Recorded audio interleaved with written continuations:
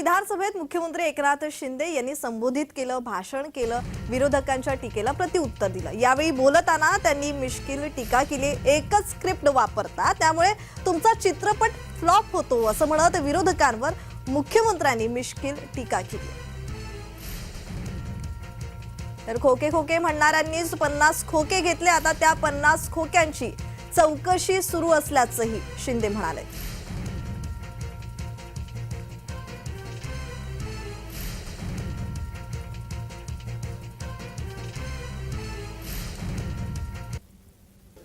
नाही, एकच असतं ते स्क्रिप्ट, एकच असते, एकच स्क्रिप्ट, एकच ड्राफ्ट, सगळं एकच। आणि एका स्क्रिप्टवर एकच चित्रपट बनवता येतो ना, त्यामुळे यांचे चित्रपट फ्लॉप होत चाललेले आहेत। आम्हाला नाना खोके खोके म्हणणारे त्यांनी आमच्याच खात्यातून 50 कोटी घेतले आणि त्याची आता चौकशी सुरू आहे। शिवसेनेच्या खात्यातले, शिवसेना अधिकृतपणे आमच्याकडे आहे, धनुष्यबाण आमच्याकडे आहे,